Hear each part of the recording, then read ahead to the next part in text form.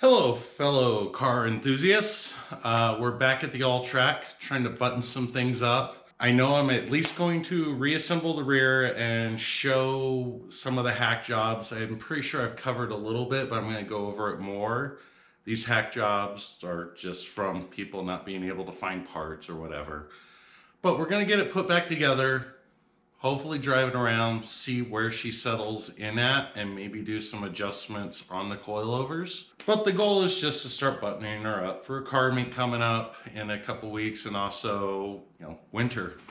Who knows when snow will happen, but better to be right now than, oh, hey, it snowed tomorrow. So anyway, that's where we're at. Let's get going, starting with her ass. So I had a little quick change in plans where I needed to move this car out of the garage. She's idling high while the ECU is still learning. But this is, let's see if we can get a proper angle. Max height on the coilover. I haven't adjusted anything. I just rolled the car backwards. And to me, that's quite a bit of camber for being at max height. I just thought it was funny. So, but yeah, there's enough of that clip. Let's see. Hoping. I mean, to me, that's definitely more camber than I ever care for. But you get the gist. Anyway, let's, when we restart, we'll be actually working on something. So here we are with the back hatch. We're gonna put that back together kind of like this. Ta-da! On to the next thing after we make this not visible anymore. Okay, let's go. What we have next is I'm going to actually try and adjust the coilovers for once. I went around on each of the sides, put a blue piece of tape, and got the rough estimates with my caliper, or I think it's called a caliper, whatever, of about what the height is from here. And they've all got varying heights within 10 to 20 millimeters of each other. So what I'm gonna do is, like on this one,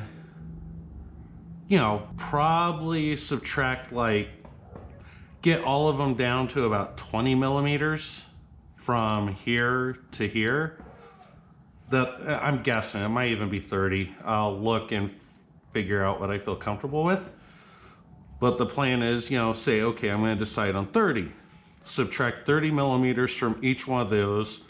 Place a piece of tape on the coilover of what what the drop needs to be, and just drop it. So yeah, I guess let's see how this goes and how skewed I am on my perception of how this should happen.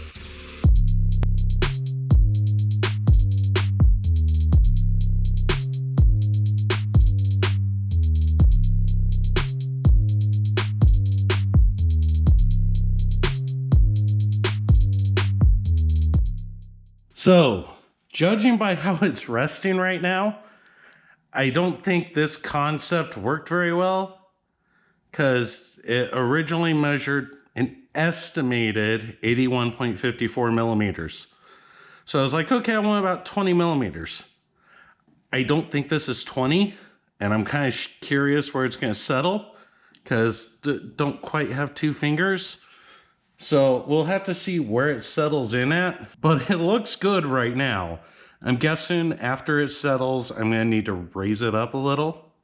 Anyway, we've still got monster truck backside, so I'll go take care of that real quick and show you the results. quick little what the hell am I doing right now moment. On the seat belt that I had, or the seat that I welded in before and everything, this was the old buckle. The problem was this entry is way too small for the buckle that's in this car. So there's that. It is nice and old looking in there now. And yeah, these seats could use reupholstered. And if I keep the car long enough, I might end up doing that. But here's where we're at. The things that I learned from the last time I did these seats was, one, if I cut the rails, there's a roller in here that ends up coming out. I'm going to see what I can do about removing these from the seat.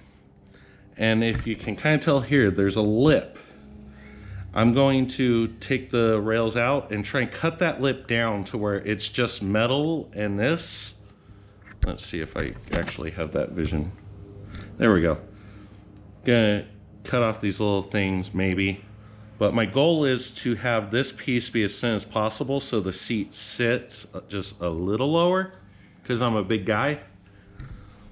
And then I'm gonna have to remove all of those mounts, that one and that one, and just weld it on. I'm gonna see how I can speed up my process and feel good about it, but we'll see. There might be some time lapse, might not be. We'll just you'll find out about now. So here we are with another stopgap of where the hell I'm at. So here's all the tabs that were on the bottom. And the seat, as you can tell, there's no tabs. I screwed that one up a little, but it will be fine. So yeah, the next goal is I'm either going to put the seat onto the original mounting sliding rail thingies, because I have them bolted in here so that way this is how they're supposed to be. Bolted them in. How I did the other seat was I placed the seat on top of the rails, had the beginning of the new seat sliders lined up with about there. So mount it up, get it situated, feel like it's in its place, then tack up front, then tack up front also. Once it's tacked, slide the thing forward and try and get a tack or two back here. Still not quite sure what I'm going to do about the rails on that seat, mostly because they're longer than this.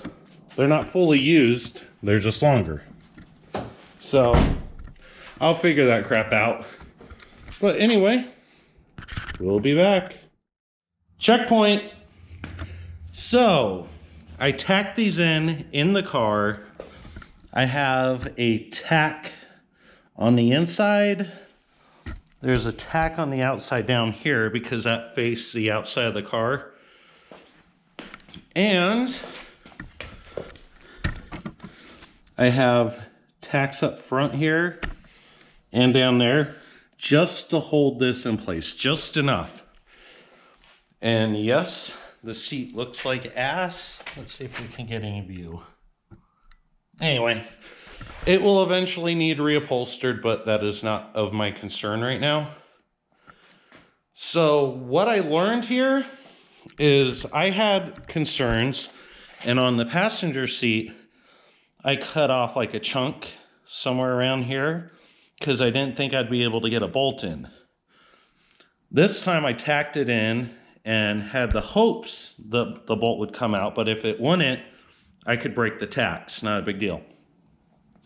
Sure as hell, bolt came out and it was rather uneventful.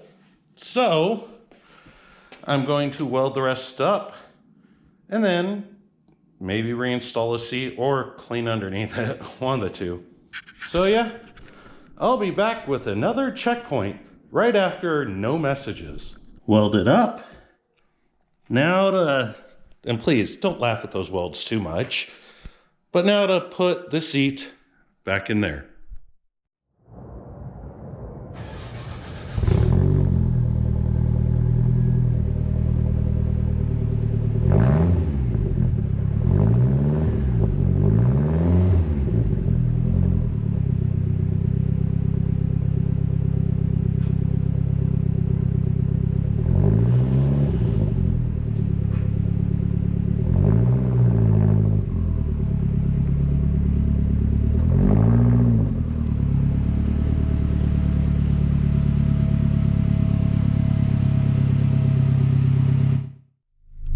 Hoping I'm in the shot, but what we are doing here, aside from struggling to put on a seatbelt,